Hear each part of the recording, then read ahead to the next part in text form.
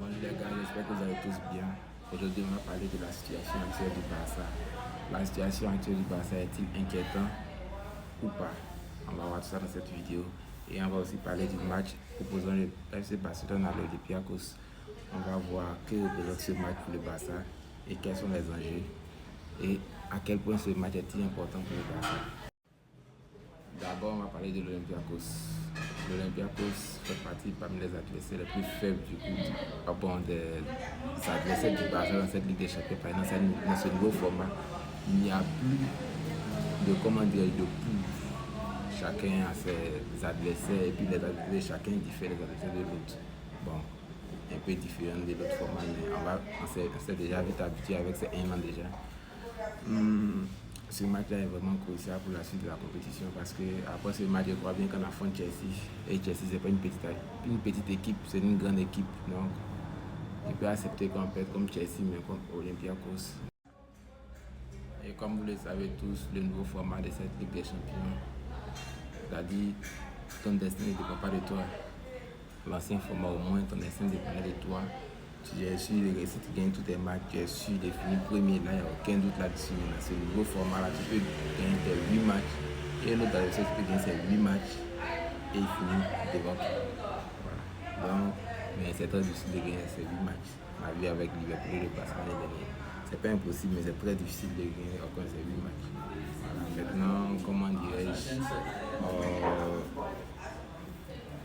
sur la situation sportive maintenant. La situation sportive, il y a des gens qui entendent passer par là que la situation est chaotique, la situation n'est pas chaotique. Qu'est-ce qu'il en est vraiment de la situation du Barça cette saison? On a, comment dirais-je, la défense. Premier point, la défense. Notre défense est un peu en perdition, mais pourquoi notre défense est en perdition? Ça cache quelque chose. L'année dernière, c'est qui la seule personne qui manque dans cette défense? C'est Inigo Martinez seul. Donc on va dire à lui seul, c'est lui qui faisait tout ça. Il sait qu'il était très important pour anti-fliquer pour le jeu du Barça, mais c'est pas seulement lui seul. Il y a des matchs où Inigo Martinez n'a pas joué et on n'a pris aucun but. Donc le problème, c'est bien sûr en premier point Inigo Martinez. C'est pas Inigo Martinez qui a affecté la défense, mais pas que. Il y a l'attaque aussi. Parce que l'année dernière, l'attaque du Barça étouffait tellement les adversaires que quand les adversaires avaient le ballon, ils ne savaient plus quoi en faire. Et ils nous rendaient la balle facilement. Mais cette saison, c'est devenu un point faible pour nous. Parce que notre propre attaque est en perdition. On a Lamine qui vient de faire son retour, donc il n'est pas à 100%, il ne peut pas jouer, il n'a pas 90 minutes dans les jambes. On a Rafinha qui n'est pas là, on a Lewandowski qui n'est pas là, on a Ferran Torres qui n'est pas là, on a Marcus Rashford qui est en période d'adaptation, on a Ronny Badi aussi qui vient d'arriver, donc il faut lui laisser un peu de temps. Vous voyez, il y a tellement de facteurs. Le milieu de terrain, on a Gavi qui est blessé, on a Firmino Lopez qui vient de revenir, donc on n'est pas assez poussé aussi. On peut dire que c'est Pedri et De Jong qui sont les deux maillots forts de depuis saison. On a le gardien aussi. Notre gardien nous a lâché en 2016. Vous voyez, tous ces petits facteurs font que le Barça ne peut pas être en forme. Même n'importe quelle équipe du monde, dans ces conditions, ne peut pas jouer son football. Donc moi, j'ai bon espoir. J'ai bon espoir que dans la deuxième partie de saison, si le Barça arrive à se maintenir entre premier et deuxième en Liga, avec un écart de points réduit entre eux et le Real. Mais si on a pris l'avantage, là, c'est envers nous, bien sûr. Voilà, maintenant, en Ligue des Champions, on reste parmi les 8 qualifiés. C'est ça qui est le premier point à atteindre dans cette première partie de saison.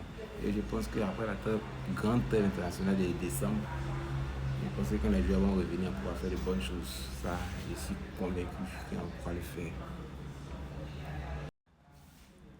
Depuis quelques temps, ce qui me fait peur chez le FC Barcelone, c'est l'attaque. Bon, regardez, on a Lamine Yamal et Rashford. Les deux mêmes ils sont en quête de rythme. Voilà, Lamine Yamal cherche son rythme. On a Rashford aussi qui cherche son rythme. Ça va être compliqué. On a Ronny aussi qui essaye de bonnes choses, mais qui peine un peu aussi dans le dernier geste. Mais je vois Ferran Torres de retour, mais il ne sera pas à 100%. Il ne faut pas attendre grand chose de lui. J'ai même vu une image qui m'a beaucoup fait rire. Attends, je vais voir si je peux vous la mettre. C'est ça, c'est cette image-là. Cette image où elle est. Cette image-là que je vois et qui me fait rire. On a Araujo, on a Rafinha, on a Yamal et on a Rashford. Bon, Rafinha, il faudra mettre une croix dessus parce qu'il n'a pas été convoqué. Donc, il n'y a aucune chance de le voir dans le match de ce soir. Mais ça, c'est le classico même. Hein. C'est osé. Le classico, contre le Real, tu vas mettre Araujo en pointe. C'est osé, mais on n'oublie pas qu'Araujo a été formé en tant qu'attaquant de pointe. Après, il a été, comment dirais-je, révisionné par son entraîneur de l'équipe du Uruguay pour le mettre en défense centrale vu son gabarit et sa corpulence. Mais je ne pense pas que le poste d'attaquant s'oublie, mais même si ça ne s'oublie pas, jusqu'à aller le mettre en attaque pour jouer contre le Real, c'est un aveu d'impuissance, un aveu de faiblesse. On sait que Guardiola, lui, peut oser ce genre de choses. Et ça pourrait bien fonctionner, pourquoi pas même pas. Je ne veux pas regarder ça, ce genre de trucs. Je pense qu'on est supérieur au Real avec notre effectif. La clé, j'espère que les blessés vont se limiter dans l'équipe et on va commencer à enregistrer de nouveaux arrivées. Parce qu'il faut se dire les thèmes. L'infirmerie est pleine. Elle est pleine à craquer. On ne peut pas en vouloir un cyclique parce qu'il n'a pas le choix. Il fait la composition de l'équipe avec ce qu'il a. Donc, il est un peu limité. Donc, qu'est-ce qu'il peut faire le pauvre? Je ne pense pas qu'il fait de grandes choses. Donc, moi, en tout cas, il y a pas d'espoir. Je pense que l'équipe, on va surprendre les gens. On va surprendre les gens dans la deuxième partie de saison parce que je pense que nos joueurs vont revenir. On a joué un garçon qui va revenir. Presque tous nos joueurs vont revenir dans la deuxième partie de saison. Mais il ne faut pas non plus perdre d'autres joueurs. Voilà, c'est ça le problème. Il ne faut pas perdre d'autres joueurs avant que ces joueurs ne reviennent. C'est comme si tu vas faire comme la photo que Mundo Deportivo avait affichée la semaine dernière où on avait perdu Daniel Mbo pour gagner Firmino Lopez. C'est comme si c'est vrai, il y a un changement. Mais c'était pas mieux de pouvoir garder les deux. Imagine si Daniel Mbo était là et Firmino Lopez était là aujourd'hui. On aurait pu même mettre Daniel Mbo sur le côté. Donc c'est ça le vrai problème. Les blessures s'enchaînent. On espère même qu'aujourd'hui, selon moi, on doit s'arranger à plier vite le match et mettre quelques joueurs au repos. Ici, on va pouvoir affronter le Real Madrid. Il y a bon espoir. Le Barça pourrait bien surprendre les gens lors du Classico. Je pense, et j'en suis intimement convaincu. Alors, mon pronostic pour ce match, je vois une victoire 3-0 pour le Barça. Et je vois comment Lamine Yamal marque. Ouais, je vois bien marquer aujourd'hui.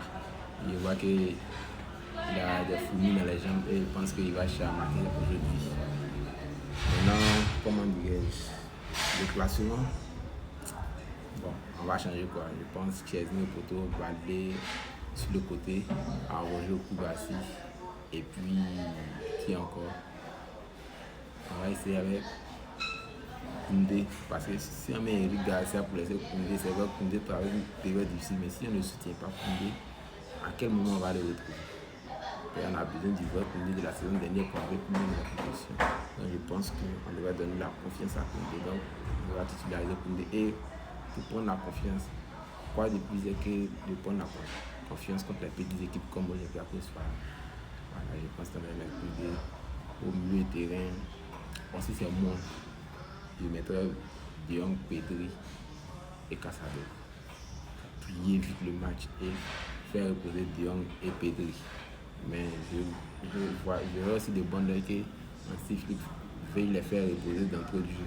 Voilà. Peut-être ça peut marcher, peut-être il peut mettre Doro, il peut mettre Casado, et puis peut-être Firmino et puis ça va marcher, mais Bernard et puis ça va marcher, puis on gagne le match et puis les joueurs sont reposés. Là, c'est un peu tout. Maintenant pour l'attaque, je vois Lamine, Rashford et en pointe Ferran Torres. Même s'il revient de blessure, je pense que Ferran Torres serait mieux à ce poste. Parce qu'il revient en 7 touches, il joue le même poste que Lamine Yamal. Et à part lui, je ne vois personne qui puisse remplir ce rôle. Parce que la seule chose qu'on veut dans ce match, il faut que le match soit plié très vite pour que les joueurs puissent se reposer. Pas faire comme la dernière fois. Et pour ceux qui ne sont pas encore abonnés, n'hésitez pas à vous abonner.